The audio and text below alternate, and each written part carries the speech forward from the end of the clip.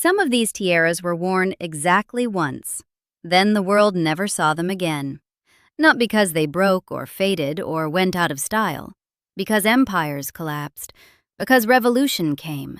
Because a dynasty's most sacred objects were sold at auction for cash, or locked in a Canadian bank vault for a century, or stolen in broad daylight from a London jeweler and swallowed by the city whole. The tiaras on this list were made for coronations, for weddings, for the last formal dinners of dynasties that would be dead before the decade was out. Their diamonds are the record of everything that followed, who wore them, what became of those women, and why the world stopped seeing these pieces forever. 18 tiaras, ranked by beauty, yes, but also by how completely they vanished. The entries at the lower end of this list still technically exist somewhere, in private vaults, in anonymous collections, in the hands of families who don't answer questions. Going up the list, the situation gets darker. Pieces dismantled, stones separated, settings melted, and at the very top, a crown that didn't vanish at all. It just ended up somewhere no one thought to look. The ranking measures degrees of loss. By the time we reach number 1, you'll understand why. Number 20. Queen Mary's Amethyst Parure Tiara. Queen Mary of Teck was one of the great accumulators of British royal history, a woman who reportedly regarded any jewel that wasn't nailed down as a potential acquisition. So when her amethyst parure, a full matching set of deep purple stones in gold settings, ended up leaving the royal collection, that required 2 generations and a princess known for not following family protocol.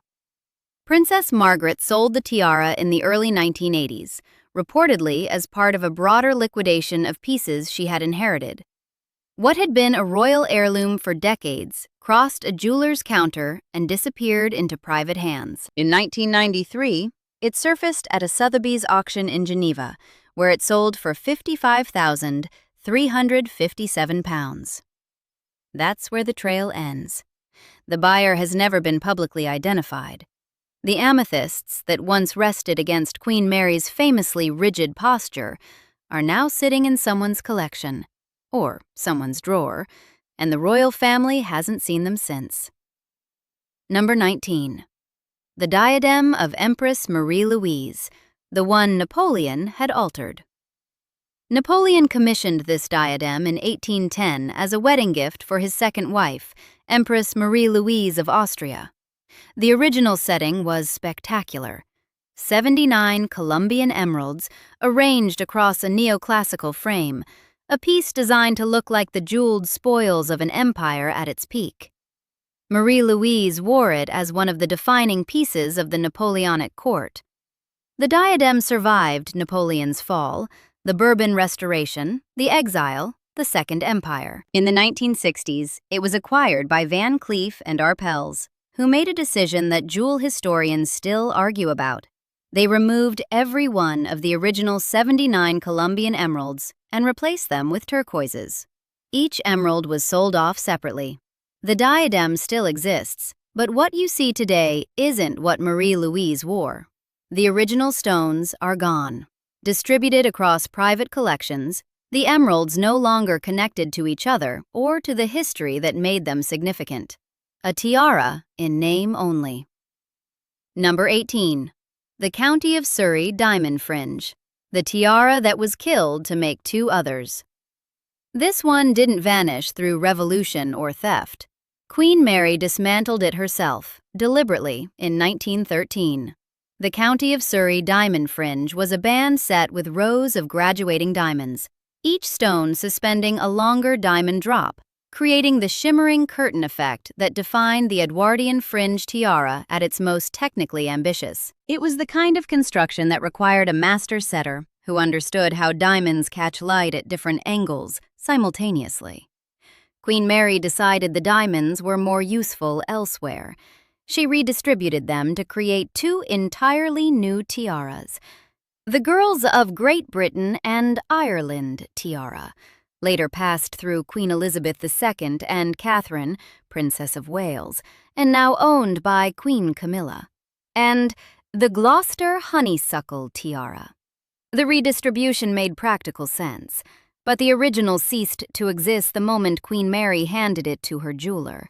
The most elegant form of disappearance, not stolen, not lost.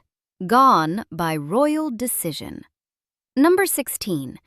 The French crown jewels, the Great Dispersal of 1887. France's Third Republic didn't lose its crown jewels. It held a sale. Between May 12th and May 23rd, 1887, the French government auctioned the bulk of the royal collection at the Pavillon de Flore at the Louvre. Pieces built across centuries of French royal history, from the age of Louis XIV through Napoleon III.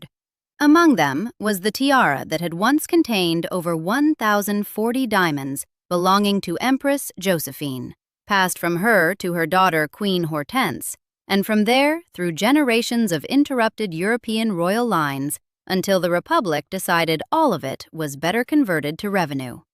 Tiffany & Company purchased more than 1/3 of all items sold, more than any other single buyer at the entire auction.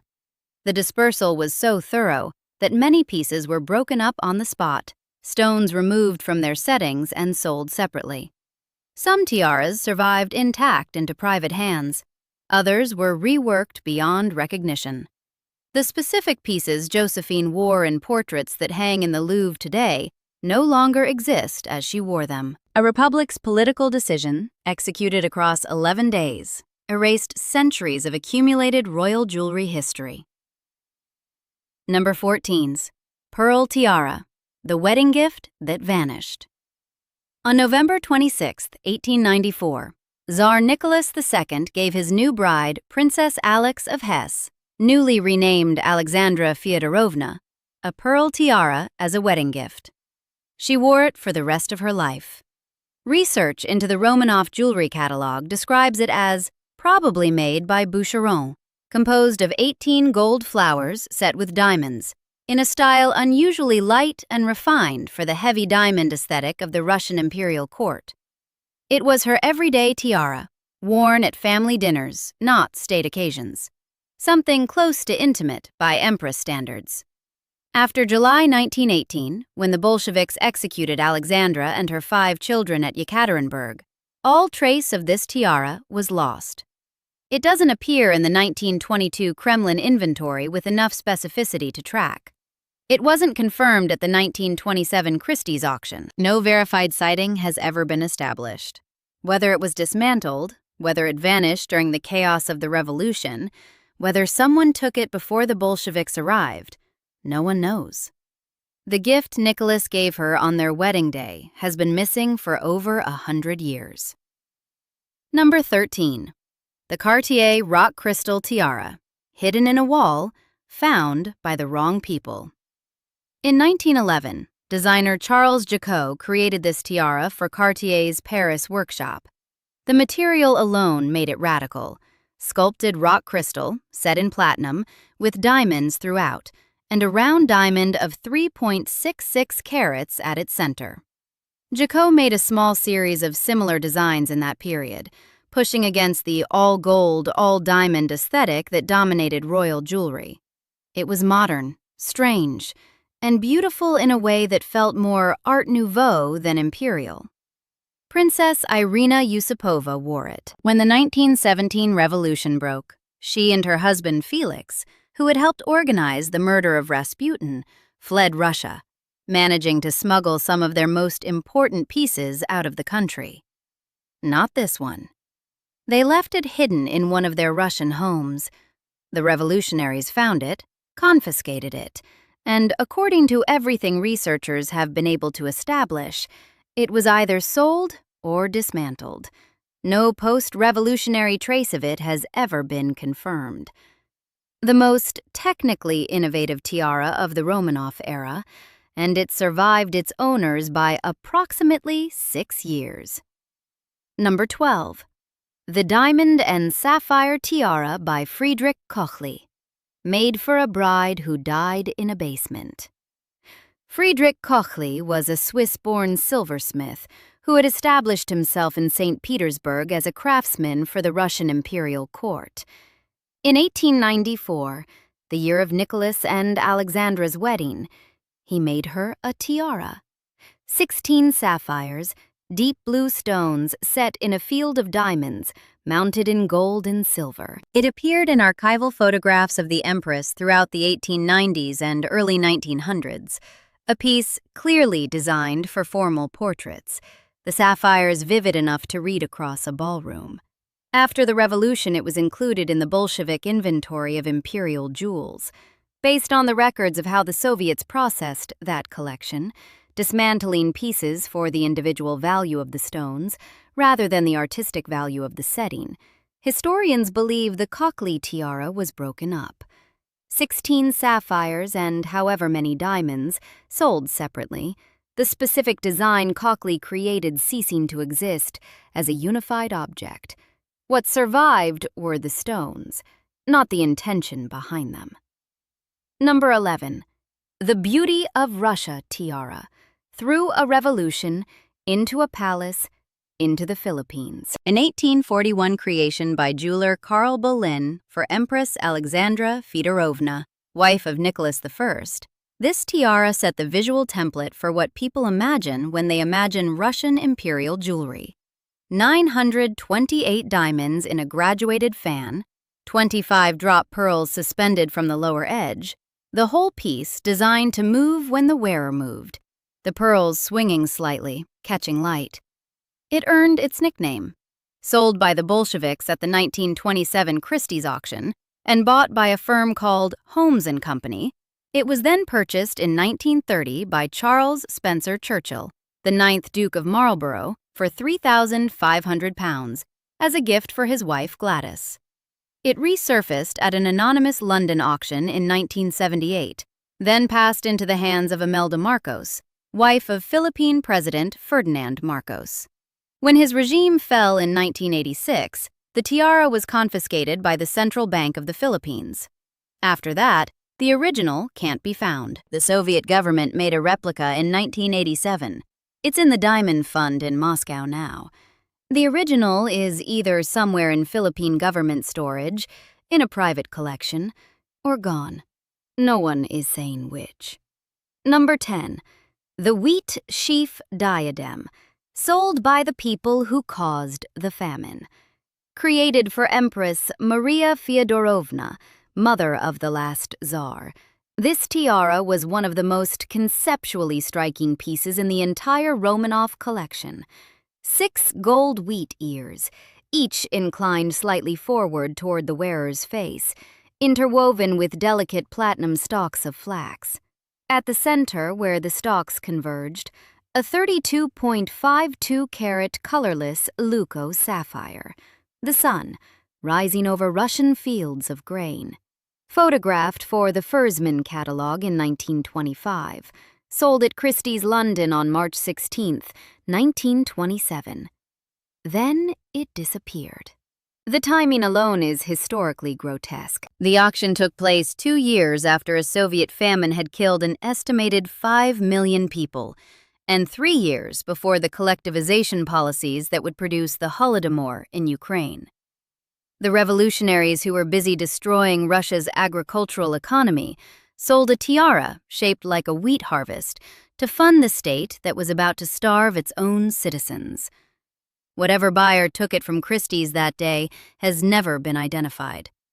Experts have speculated it may have been dismantled in Switzerland, or that it sits in a private European collection. In 1980, Soviet jewelers produced a replica, now displayed in the Kremlin's Diamond Fund, a substitution so complete that most visitors who see it have no idea the original is gone. Number 9. The 113 Pearl Tiara, the piece that outlasted every dynasty but one. Made around 1830 by jeweler Gottlieb Ernst Jahn, this tiara was one of the most lavish pearl settings in the Russian imperial collection. 113 pearls of varying sizes, set with dozens of diamonds throughout. the pearls building upward in a graduated shape that echoed the traditional kokoshnik headdress. It was worn by multiple women across the Romanov dynasty over nearly 90 years, the kind of piece heavy enough in history to be treated as an heirloom rather than a fashion choice. When Fersman's team catalogued the sealed trunks in the Kremlin armory in November 1922, the tiara was there. It was sold in 1922, not at the famous 1927 Christie's auction, but in an earlier round of Bolshevik disposals, and all trace of it stops at that transaction. The buyer is unidentified. The piece was most likely dismantled. 113 matched pearls and that many diamonds represented a significant sum if sold individually. There is no confirmed sighting since 1922.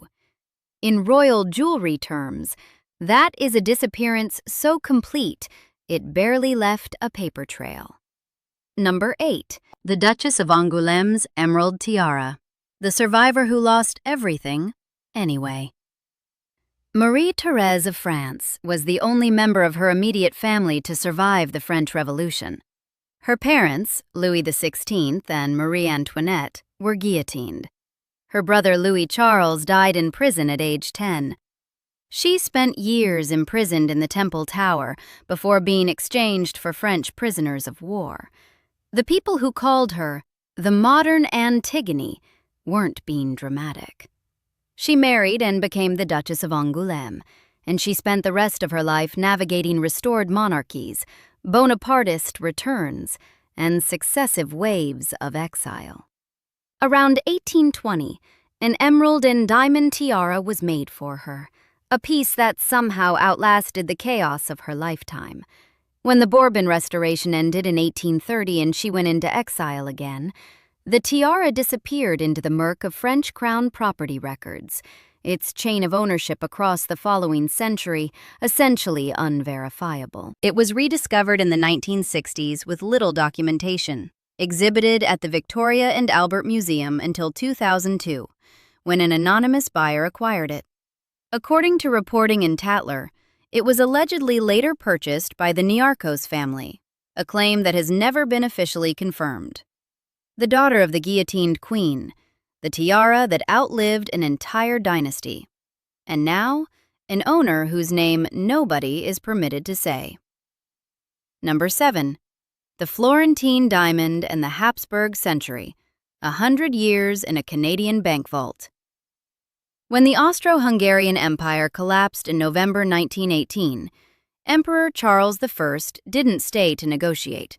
He fled, and the Habsburg family reportedly moved priceless jewels, including the 137-carat Florentine diamond, a pale yellow Indian stone with a European documented history stretching back to the 16th century, to Switzerland before the new republic could formally claim them. The Florentine diamond vanished around 1919. No documented evidence ever established how it left the Austrian crown jewels, or in whose possession it traveled.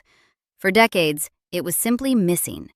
One of the largest named diamonds in European royal history, unaccounted for, no certified chain of custody. Then came the report, a suitcase kept in a Canadian bank vault for approximately 100 years. Habsburg family descendants had stored it. The legal status of whatever the vault contained, whether it constitutes stolen state property or legitimate private inheritance, remains unresolved. Der Spiegel covered the discovery. The lawyers have been involved ever since. The Florentine diamond, if it's the stone in question, would be worth hundreds of millions of dollars by current valuations. The only fact that's confirmed is that it spent a century in a box in Canada, while people who should have known said nothing. Number 6. The Irish crown jewels, missing since 1907, still missing now. July 1907, Dublin Castle, the Office of Arms. The Irish crown jewels, officially the insignia of the Order of St. Patrick, set with rubies and diamonds and housed in a strong room at Dublin Castle, were stolen. The theft was discovered days before a royal visit by King Edward VII. The timing made it a scandal. The investigation made it worse. Police suspected an inside job. The inquiry implicated people who couldn't be publicly named without embarrassing the crown. And within a few years, the case was quietly shelved. No arrest was ever made. No jewel was ever recovered. The theories have circulated for over a century, that the stones were broken up and sold, that a specific aristocrat with castle access was responsible, that the jewels ended up in the United States. None of it has been proven. As of 2025, it remains one of the most famous unsolved jewel thefts in royal history. The rubies and diamonds that constituted Ireland's most significant royal regalia have been missing for 118 years. Nobody knows where they are. Number 5. The tiaras the Bolsheviks dismantled for parts. Of all the tiaras in the Russian imperial collection, the ones that suffered the worst fate aren't the ones anyone remembers by name. They're the ones that never made it to auction. The Bolsheviks had an explicit policy. Pieces of significant historical or artistic merit would be catalogued and potentially sold intact to Western buyers. Pieces deemed to lack sufficient artistic merit would be stripped for their gemstones. The Chaumet archive preserves a record of one such piece, a large diamond tiara with pearls from the Romanov house, found in 1925. The Bolsheviks assessed it, decided it wasn't worth selling as an object, and dismantled it.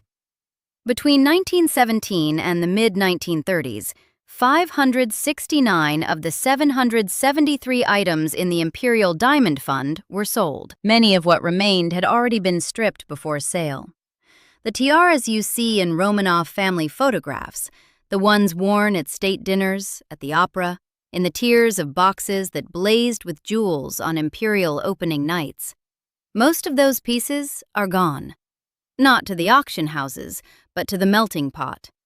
The photographs are the only record that they ever existed as objects. Number 4. Queen Maud's pearl tiara, the one that walked out of a London jeweler. It wasn't a heist film. There was no vault cracking, no elaborate plan, no team in black. Queen Maud of Norway's pearl tiara was stolen in a robbery from Gerrard's, the royal jeweler on Regent Street in London, in 1995.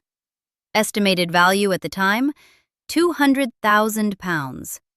The thieves took it and disappeared. The tiara has never been recovered. A replica was commissioned from Gerrard's afterward. The Norwegian royal family needed something to wear. The original, wherever it is, has been missing for 30 years. Natural pearls are among the least trackable gemstones in existence. No certification system equivalent to diamonds, no single defining characteristic that survives a reset or restringing. If the thieves broke the piece apart, the individual pearls could be anywhere, in a bracelet, a necklace, a drawer in Oslo or Amsterdam. The police inquiry went nowhere, as far as public records show. A tiara worn by a European queen, gone in a London street robbery, and the trail is cold. Number 3. Queen Mary's diamond bandeau, 60 years of nothing. The last confirmed public sighting was in a portrait of Princess Margaret, taken in 1965. A flat band of diamonds in the neoclassical style, elegant in its restraint compared to the heavily sculptured tiaras of the late Victorian period. Photographed, documented in a portrait, and then simply absent from every royal appearance, every inventory, every auction catalog for approximately 60 years. No explanation was ever given publicly. No sale was announced. No theft was reported. The bandeau entered a kind of bureaucratic silence so complete that even the most obsessive royal jewelry watchers couldn't account for it. Then, in 2025, it reportedly reappeared at a Malaysian royal ceremony. The sighting, reported by ArtNet News, suggested the bandeau had been in private hands somewhere between London and Kuala Lumpur for 6 decades, without anyone in the public record knowing whose possession it was. Whether this is definitively the same piece, how it traveled from a Princess Margaret portrait to a Malaysian ceremony, and who held it through 60 years of silence, none of that is established. 6 decades gone, and an appearance in the last place most people would have looked. Number 2. The Romanov Imperial Bridal Kokoshnik, the crown that preceded the crown.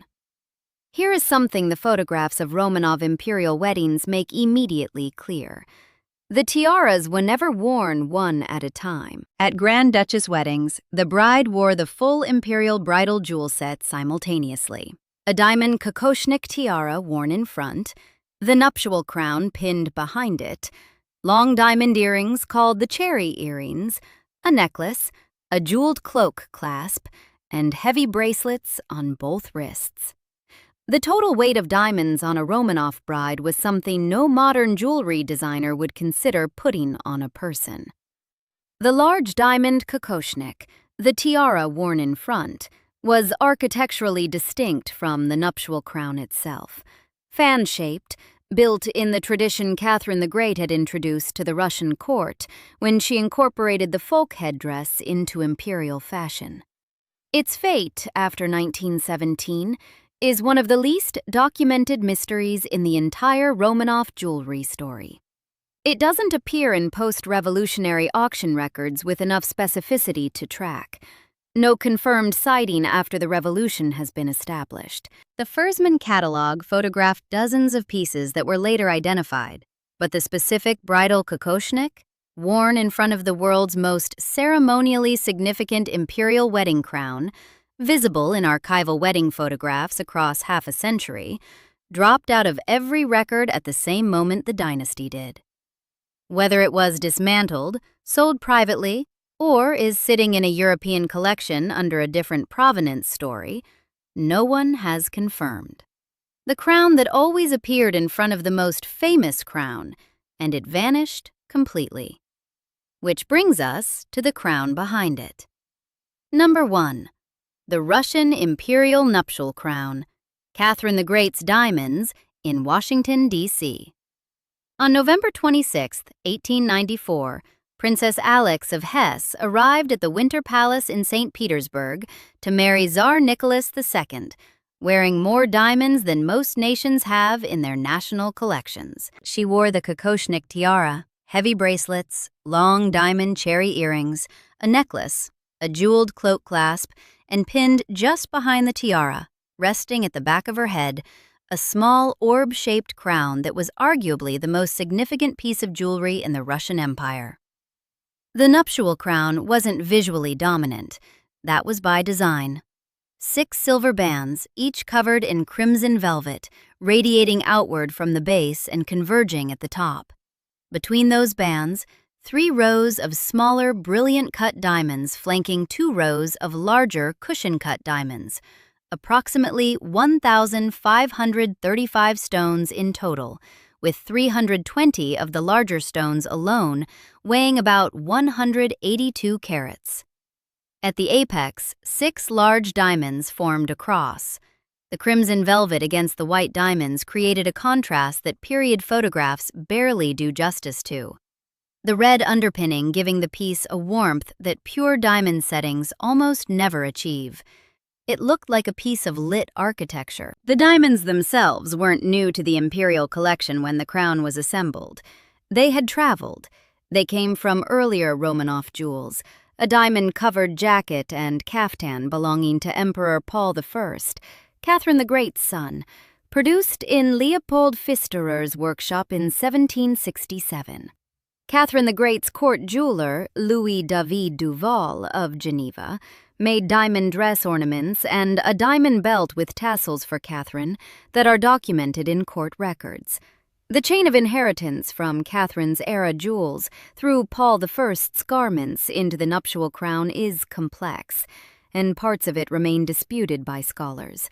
But the connection is real. These diamonds were created in Catherine's court, worn on Catherine's son, and then recycled into something that would outlast everything else Catherine built. The crown was worn across the most significant imperial weddings of the late 19th and early 20th centuries. Grand Duchess Maria Feodorovna wore it at her 1866 marriage. Elizaveta Mavrikyevna wore it in April 1884. Elizabeth Feodorovna, sister of the future Empress Alexandra, wore it that same year. Alexandra herself wore it at her 1894 wedding to Nicholas II. Elena Vladimirovna wore it in August 1902. Grand Duchess Maria Pavlovna wore it on May 3, 1908, the last confirmed wearing.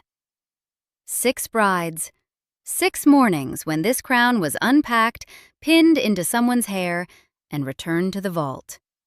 The last time it rested in anyone's hair in Russia, the empire had 9 years left. When World War I began in 1914, the Russian crown jewels were packed into 8 sealed trunks and moved from Petrograd to the Kremlin Armory Chamber in Moscow. Not the Winter Palace, the Kremlin.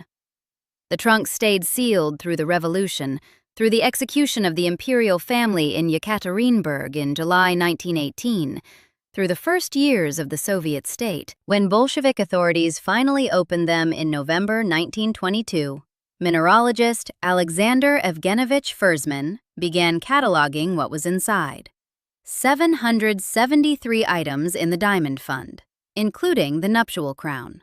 His own account of the initial examination is revealing. The team worked, by his admission, within an hour and a half, without a detailed determination of the quality of the stones. By 1925, the Soviet government had published Fersman's catalog. Russia's Treasure of Diamonds and Precious Stones, printed in Russian, French, and English, with 100 photographic plates documenting 406 Romanov jewels. It stated clearly that these objects would never be sold or done away with. Then, it immediately used the catalog as a sales tool, distributing it to potential buyers. Approximately 20 copies survive today. The government recalled and destroyed most of the print run after publication. By the mid-1930s, 569 of those 773 Diamond Fund items had been sold. The auction that matters for the nuptial crown was March 16, 1927, at Christie's in London. The formal title was An Important Assemblage of Magnificent Jewelry, mostly dating from the 18th century, which formed part of the Russian state jewels. 124 lots, available to whoever could afford them. The New York Times had announced the sale on February 22nd. Russian state jewels will be sold at Christie's in London on March 16th. Most of the pieces to be offered were made during the reigns of the Empress Catherine the Great and Alexander I. The nuptial crown, diamonds from Catherine the Great's era, the crown of 6 Romanov brides, last worn by a Grand Duchess 9 years before the Revolution, sold for £6,100. Fersman's team had estimated the Great Imperial Crown alone at $52 million in 1920 dollars. The Great Imperial Crown, decorated with more than 4,936 diamonds and a 398.72-carat red spinel, was the centerpiece of everything Catherine the Great's empire had built. The nuptial crown, hammered down in a London auction room, went for £6,100. The Soviet government needed hard currency. They got it. The crown moved through private hands over the following decades. Cartier advertised it in 1953. In 1966, it appeared at a Park Bernay auction in New York, where it was purchased by Marjorie Merriweather Post. Post was the daughter of Charles William Post, the man who invented grape nuts and Postum, who built the Post cereal company into what eventually became General Foods. She inherited the company at 27, multiplied the fortune significantly, and by the 1930s was one of the wealthiest women in America. Her third husband, Joseph E. Davies, served as U.S. ambassador to the Soviet Union from 1936 to 1938. That diplomatic posting was the direct mechanism for everything that followed.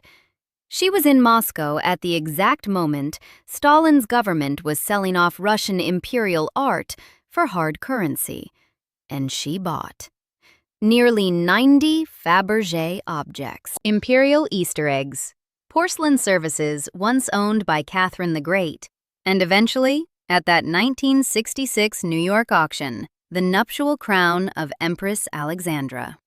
She purchased the Hillwood estate in northwest Washington, D.C. in 1955, 25 acres overlooking Rock Creek Park, and curated it as both a residence and a future public museum.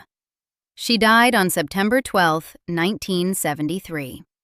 Hillwood opened to the public in 1977 and remains open today. The nuptial crown sits there now, in a case in Washington. Accession number 17.63. A piece assembled from a diamond jacket that belonged to Catherine the Great's son, worn across the most significant imperial weddings of the 19th century, catalogued in 90 minutes by a Soviet mineralogist, sold at auction by the people who destroyed the dynasty that owned it, bought by a woman whose father invented breakfast cereal, and now displayed in a museum that most Americans have never visited, in a city the Romanovs never saw. The Great Imperial Crown, the one with more than 4,936 diamonds, and the 398-carat red spinel, the one Catherine herself wore at her 1762 coronation, never left Russia. It's in the Kremlin Diamond Fund, behind glass, the centerpiece of an official state collection, preserved because Russia kept it. The nuptial crown is in Washington because an American serial heiress understood what the Soviets were throwing away. Every tiara lower on this list had a cleaner kind of disappearance: stolen, sold, dismantled, lost to a drawer in an anonymous European estate. The nuptial crown did none of those things. It simply ended up where no one expected it, sitting quietly in a Washington museum most people don't know exists, carrying 2 centuries of Russian imperial history, waiting for someone to go find it. Subscribe if you want more stories like this one.